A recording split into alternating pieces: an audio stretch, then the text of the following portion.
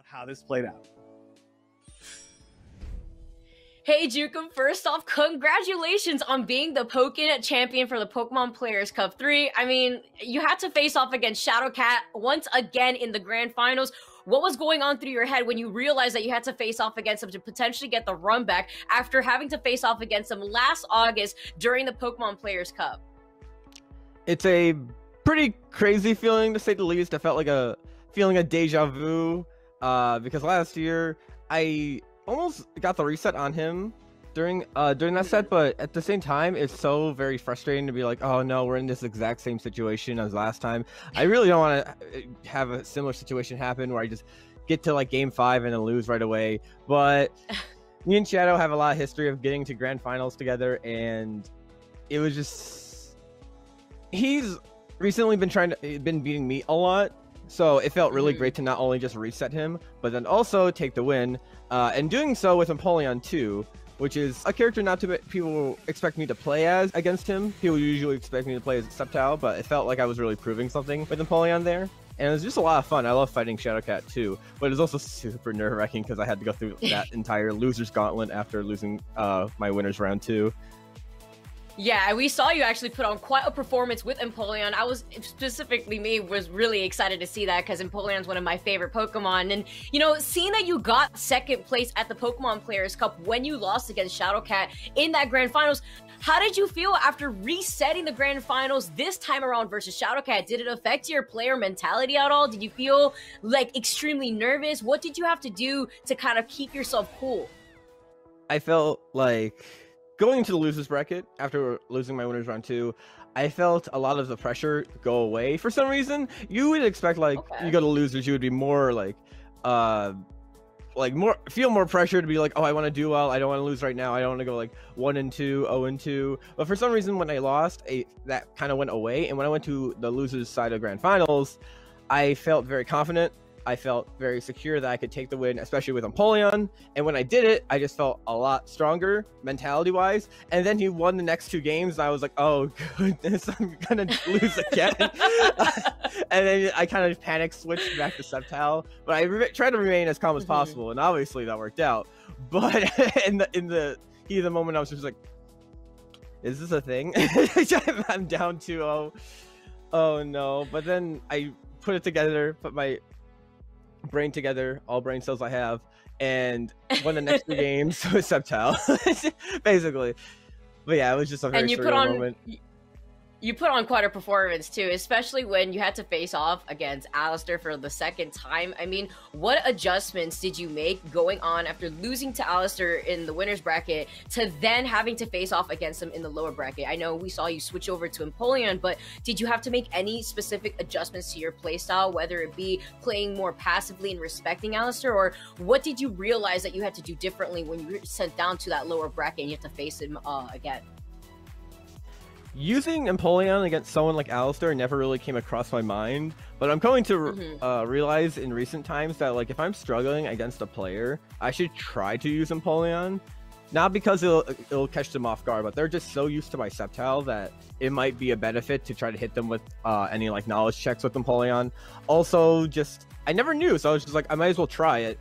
Alistair is really good at dealing with my Sceptile. We've played a lot, both in tournament and out of bracket. So it was just mainly the Empoleon and the different play styles that Empoleon and Sceptile have that kind of benefited it. It helps that Empoleon has a lot more HP and can deal a lot more damage than Sceptile. So when I'm dealing actually dealing hits to him, I'm getting more reward off of it. And when I'm actually taking hits from Alistair, I'm not taking as much damage as I would with Sceptile. He's not as evasive as Sceptile would be, but I feel like it's kind of like a slugger match. I feel I play with Sceptile anyway, so I might as well be picking Empoleon for that. You know, well, the stress is gone now. You're the winner. You were able to take that title and put it under your belt now. Thinking back on the tournament and all the stress that you had to endure, while also, you know, making sure that you had the mental fortitude to take the whole thing. Let's set that aside now, and let's take a look at what you would want into Pokken Tournament. What Pokemon would you love to see get put into the game? Have you ever thought about a moveset that you would like to create for a specific Pokemon that you would like to have in Pokken Tournament DX? Yes. My Okay. favorite Pokemon. Well, not favorite Pokemon. My fourth favorite Pokemon, because my first three are already in the game. Cinderace. I love Cinderace so much. Cinderace is a very cool Pokemon. I still need to get a plush of him. But he's a very cool Pokemon. I thought so many like moveset potentials he could have in this game. He has obviously a lot of like soccer ball moves. He has like Focus Blast, Pyro Ball, Electro Ball, Gung Shot. He just gave him all the ball moves, and then a lot of kick moves obviously too. And then, oh my gosh, there's just so much I think about. I even thought about like for court change, he could like redirect his soccer ball moves, like make it like kind of like an item play character. And I'm just like, oh my gosh, that would be so cool. I would like pick him up in a heartbeat, like as a third main of mine. Like it'd be so it's just like it would be so cool.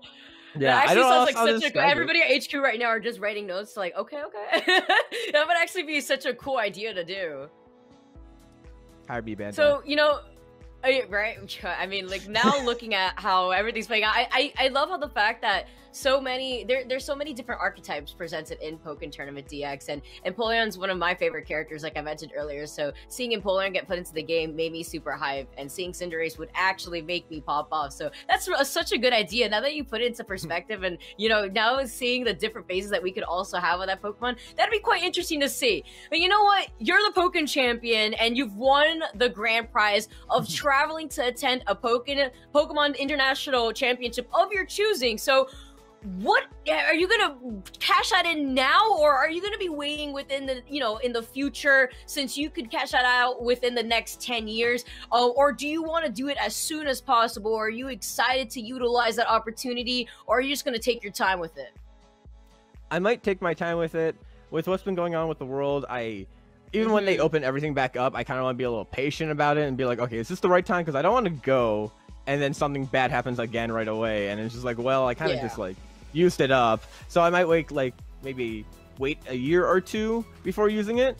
But I am super excited to actually have it. I really wanted to get it last year too, and just have like two. But I still can't decide whether I want to go to Europe or Australia. But either way, getting to see like some Pokken friends from different continents is very exciting, and I'm really happy to have won that. Well, Jukem, congratulations once again for being the Pokken champion for the Pokemon Players Cup 3. After your run through that lower bracket and resetting the grand finals against the former Pokemon Players Cup winner, Shadowcat, your consistency shows not only how strong of a player you are, but those mental adjustments that you were able to make to keep your cool and take the championship title home. Do you have any final thoughts? Anybody that you want to thank at home for your success within this bracket? Well, first off, I think the Pokken community knows my mom, Mama Swallow. She's always been very supportive of this, bringing me out to events, always making sure I'm up on time for the online tournaments. This time it was actually Shadowcat who did that. So thank you to Shadowcat for waking me up just that morning. It was very awkward.